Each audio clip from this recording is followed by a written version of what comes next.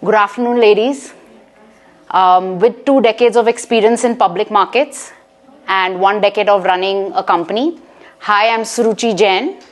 I'm the founder and managing director of Opportune Wealth Advisors. In my decade-long experience of helping CXO level clients manage their money, what I've noticed is there are clients who've been earning more than 2 crores every year. And when they come to me, they've only saved up about 5 or 10 crores in their retirement fund.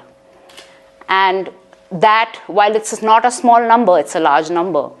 It makes me wonder, where have they spent their hard-earned money? It takes me back, and let me give you a real-life case study. I looked at a client portfolio, and what they had was very little of public equities and mutual funds. The bulk of their portfolio was in 2 or 3 properties. Properties not where they were staying, not where they were living, not where they even planned to live, but as investments. And that's where I want to bring this to your attention.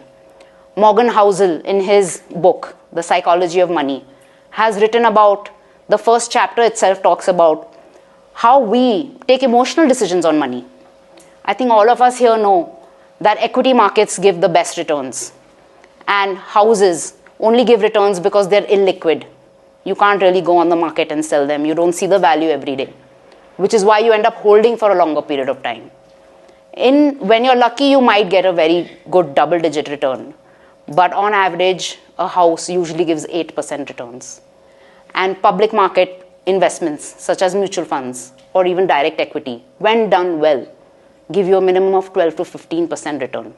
Logically and rationally, if humans, all of us, thought about money, we would be putting more money into public markets and mutual funds. However, when you see reality, and with my decade-long experience, I have seen that personally, in people's portfolio, they still hold on to property. How did Morgan Housel explain this? People are emotional about money. They are not rational. They like to sleep well at night. And we are all humans, born from a generation long of our grandfathers, our fathers. We just borrow their money habits. We find it very difficult to make our own money habits. So if our forefathers and our fathers brought homes for the security and the financial security of the family, that's what we will do first. I think most of us know our first goal when we start earning our first salary is to secure that first home in our name. And that becomes a financial goal.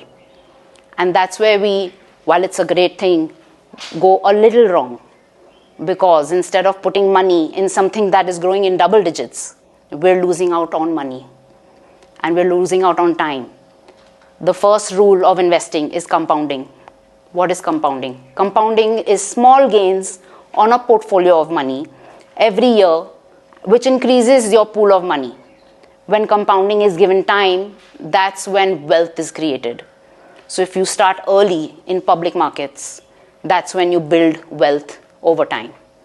The other thing Morgan Housel spoke about was that as people earn more money, their saving potential doesn't actually go up. Why is that? The reason is lifestyle expenses. The reason is that when you want to try and keep up with the Joneses, you basically want to appear as wealthy and do everything to display your wealth.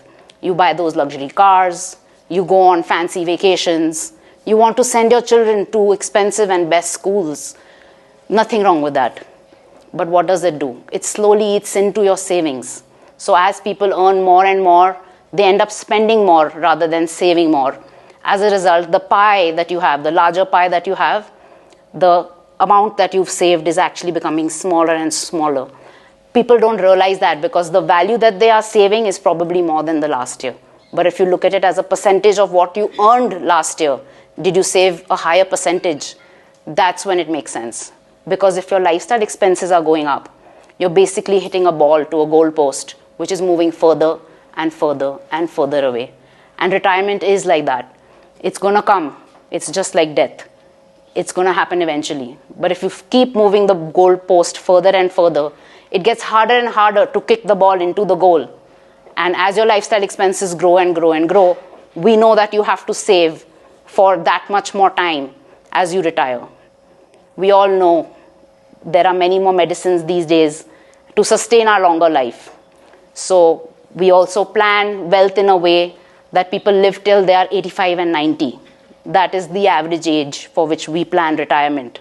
And that means once you stop earning, you have to have that much money to spend on your lifestyle, which you retire with. So friends, just to share with you the 3 things that are really important for wealth building. Invest early in equity markets. Give yourself the time. Second, invest in a home, but try and do it a little later. Third, keep your lifestyle expenses under control. And I want to share with you that I am available to talk to you about these. What we offer at Opportune Wealth Advisors is one-to-one guidance, and 80% of our clients are first-time equity investors, and we do that in a very safe way through mutual funds and direct equity investing. With my decade-long experience in advisory, as well as my experience before that at Hyde Park Angels in Chicago while doing venture capital investing, at Morningstar as an equity research analyst, and at Monitor Deloitte as a consulting analyst, I believe I am the right fit to be your personal advisor and have those one-to-one counseling sessions and help you build your wealth for the future. Thank you.